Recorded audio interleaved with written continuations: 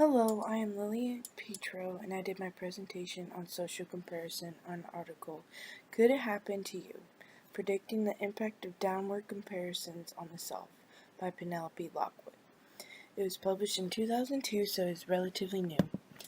I found it interesting because in the book it says, when we witness a peer's performance, we cannot resist implicitly comparing ourselves.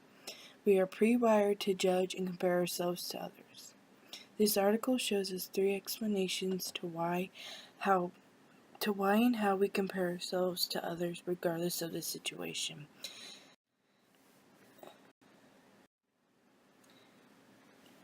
In this article, the goal of the study is that exposure to a worse-off peer, specifically someone who has suffered from risky or irresponsible activities, will change their self-definition and motivate them to adopt more responsible behaviors.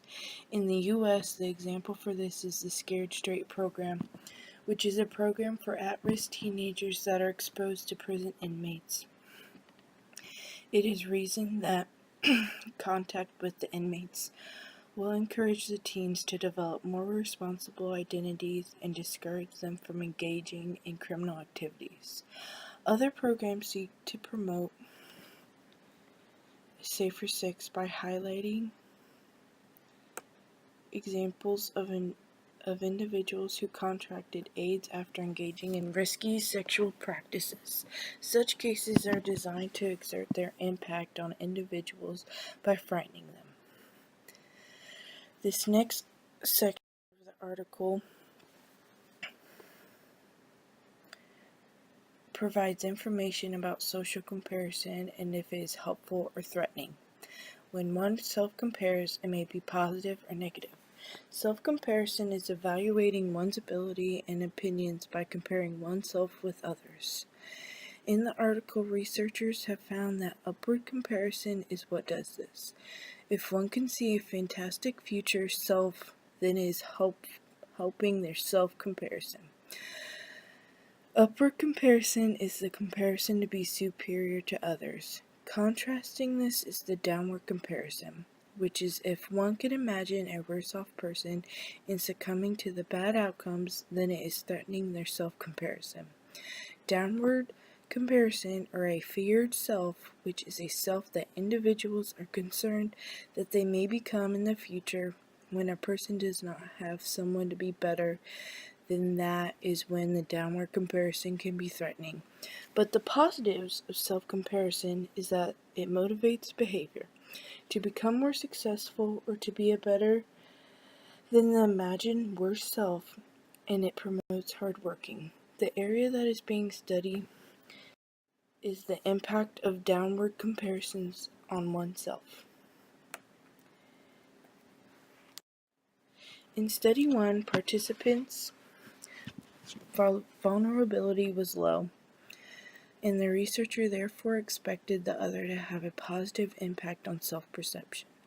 My prediction is that if the person was comparing the worse-off person with a downward comparison, they would have more positive scenarios of themselves than the worst-off other. In Study 2, participants' vulnerability was high. The researcher therefore expected that participants' self-evaluation would drop, but that their prevention focus would be enhanced. My prediction is that if the person was comparing the worst-off other with a downward comparison, they would have more negative scenarios because their life is more like the projected worst-off person. In Study 3, the researcher examined self-evaluative, self-regulatory, and motivational responses to worst-off others under conditions of low and high vulnerability. My prediction is that it depends if the person is comparing the worst-off person in a positive or negative way. If it is more positive, then it will be a positive scenario and vice versa. Overall, my prediction is that people will show empathy towards the other worse-off person and will not want to prove that they are better. Study 1. Participants are 20 males and 45 female introductory psychology students. Researchers collected about students' impressions of how other individuals were coping with the transition in their academic performances. The students read a self-description about another student's experiences, academic and social struggles over the year. The students were asked about what leads a student to have a difficult transition. And what do you think could cause you to have a similar academic experience? The next step was for students to imagine a scenario that involved a typical day at school. The step after that is for students to provide info about their own adjustments and plans for the future. Then students were to rate how likely they would become the student going through a difficult academic and social year, and if they were concerned for their academics. The results. Participants found it hard to generate scenarios and ideas for how they could become like this student. Participants did not see themselves as targets of academic struggles. Students in this study did not fear that they might experience an academic struggle and will continue to think of themselves as superior to the worst off peer. Study 2. The participants are 16 males and 23 female in their second and third year at school. Procedure. Researchers collected data about students' impressions on life transitions during and after university, and about their academic success and adjustment. Students read a description from a graduate from their own major who had academic difficulties over the 4 years of undergrad. The students were asked to describe a scenario which they could become like this person in their typical daily activities. Students were to rate how likely they would become the student going through a difficult academic and social year, and if they were concerned for their academics. Then write down 3 concerned and wanting goals. The results. Students did think that they could become like this student who was struggling because they could not find a job after undergrad.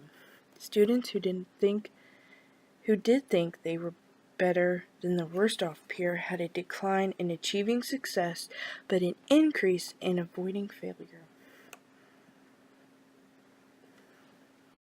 Study 3. Participants, 66 female introductory psychology students. Just like studies 1 and 2, students read a description about a student transitioning.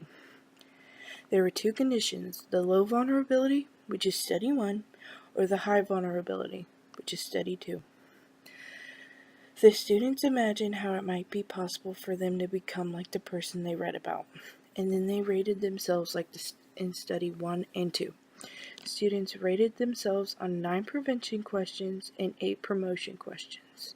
Students then were asked if they had academic motives. Then they were rated how similar they thought the person they read about was to them, and if they would control their future successes. Then they were asked if they were concerned about having a similar outcome, and to rate their adjustment compared to the description.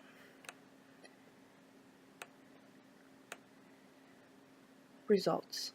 The readers for the recent graduate were more relevant than the readers for the first year students. The vulnerability condition participants thought they were superior to the first year students and did not think it could happen to them. The high condition participants feared that this would happen to them and were showing signs of a feared self. Conclusion. In general, the conclusion is that the target was perceived to be a downward comparison, and it did not impact on the self, but it influenced self-evaluations, regulatory focus, and motivation to not be a failure. My conclusion is that people who do not think something bad could happen to them will not have something bad happen. People will go on and not learn from what someone has been through and to avoid it, but if someone thinks it could happen to them, they will do anything for it to not happen, so they will not fail. People should try and reflect on what they are doing and think about how it's going to affect them in the future.